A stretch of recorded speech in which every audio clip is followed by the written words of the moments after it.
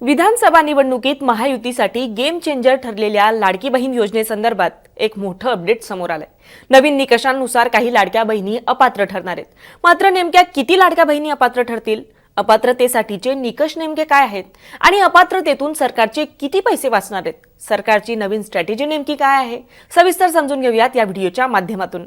नमस्कार, मी छाया आणि आपण पाहताय मुंबई तक। राज्यात लाडकी बहीण योजनेचे एकूण 2,34,00,000 लाभार्थी आहेत। आतापर्यंत या योजनेतील लाभार्थी महिलांना 7 महिन्यांचे दरमहा 1,500 रुपये मिळालेत। मात्र आता काही निकषांनुसार महिलांच्या पात्रतेची छाननी करून काही महिलांना या योजनेतून वगळण्यात येत आहे। जवळपास 5 लाख महिला अपात्र ठरल्या आहेत। संजय गांधी निराधार योजनेच्या लाभार्थी असलेल्या 2,30,000 महिला, 65 पेक्षा जास्त वय असलेल्या 1,10,000 महिला, कुटुंबातील सदस्यांच्या नावे 4 चाकी गाडी असलेल्या, नमो शक्ती योजनेच्या लाभार्थी असलेल्या, स्वेच्छेने योजनेतून नाव मागे घेणाऱ्या अशा 1,60,000 महिला म्हणजे एकूण 5 लाख महिला अपात्र ठरलेल्या आहेत। म्हणजे इथून पुढे 2,100 रुपये प्रमाणे 105 कोटी रुपये दर महिन्याला सरकारचे वाचणार आहेत आणि वर्षाचं जर आपण गणित बघितलं तर 1,260 कोटी रुपये सरकारच्या तिजोरीतले वाचणार आहेत। योजनेसाठी एकूण 2,63,00,000 अर्ज आले होते, त्यापैकी 2,34,00,000 महिलांना लाभ मिळाला होता। तसेच यावेळी आधार सीडिंग झालेलं नसल्याने काही महिला या लाभापासून वंचितही राहिल्या होत्या। ज्या महिलांचं आता आधार सीडिंग झालंय अशा 12,67,000 महिलांना पहिल्या महिन्यापासूनचे पैसे एकाच वेळी देण्यात आले। तसेच 5 महिन्यांचा लाभ घेतलेल्या महिलांना डिसेंबर महिन्याचा हप्ताही देण्यात आला। महायुतीला निवडणुकीत लाडकी बहीण योजनेचा लाभ झाल्याचंही बोललं गेलं। विशेष म्हणजे निवडणूक झाल्यानंतर ही योजना बंद होईल अशाही चर्चा झाल्या। निवडणूक झाल्यानंतर या योजनेचे निकष बदलले जातील, अर्जांची छाननी होईल असंही बोललं जात होतं। अशातच विजय वडेट्टीवार आज असं म्हणालेले आहेत की सरकारने लाडक्या बहिणींची फसवणूक केलेली आहे। आता आणखी कोणते निकष लावून अर्जांची छाननी केली जाते तेही पाहूयात। पालघर, वर्धा, यवतमाळ, धुळे अशा जिल्ह्यांतून लाडकी बहीण योजनेबद्दल काही तक्रारी प्राप्त झाल्या आहेत। या तक्रारींच्या आधारे 5 निकष लावून संपूर्ण महाराष्ट्रातील अर्जांची छाननी होणार आहे, असं महिला व बालकल्याण मंत्री अदिती तटकरे यांनी सांगितलंय।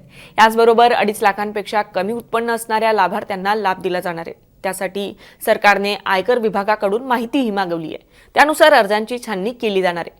2.5 लाखांपेक्षा जास्त उत्पन्न असलेल्या महिला असतील तर त्यांना इथून पुढे लाभ मिळणार नाहीये। याचबरोबर एखादी लाभार्थी दुसऱ्या शासकीय योजनेचा लाभ घेत असेल तर त्यांच्या अर्जाबद्दलचाही पुनर्विचार केला जाणार आहे। एखादा लाभार्थी नमो शेतकरी योजनेचा फायदा घेत असेल तर त्याला या योजनेतून 1,000 रुपये आधीच मिळतात। त्यामुळे अशा लाभार्थ्यांना फक्त वरचे 500 रुपये देऊन 1,500 रुपयांपर्यंतचा फरक भरून काढला जाणार आहे। तसेच 4 चाकी वाहन असणाऱ्या महिलांच्या अर्जांचीही पडताळणी होणार आहे। त्यासाठी परिवहन विभागाकडून माहिती मागवली जाणार आहे। अशा महिला लाभ घेत असतील तर त्यांना यापुढे लाभ मिळणार नाहीये असंही सांगण्यात आलेलं आहे। आधार कार्डवर नाव वेगळं आणि बँकेत नाव वेगळं अशा अर्जांची सुद्धा पडताळणी केली जाणार आहे। तसेच केंद्र सरकारची परवानगी मिळाल्यानंतर आधारची ई-केवायसी सुद्धा केली जाणार आहे। याचबरोबर लग्नानंतर परराज्यात गेलेल्या महिला आणि शासकीय नोकरीत असताना कोणी लाभ घेतला असेल तर अशा अर्जांची सुद्धा पडताळणी होणार आहे। मात्र याआधी 2.5 कोटी महिलांना लाभ देणाऱ्या सरकारनं आताच अर्जांची पडताळणी करायला सुरुवात का केली आहे यावर अदिती तटकरेंनी स्पष्टीकरण दिलंय। गेल्या काही दिवसांपासून लाडकी बहीण योजनेबद्दल काही तक्रारी प्राप्त झाल्या आहेत।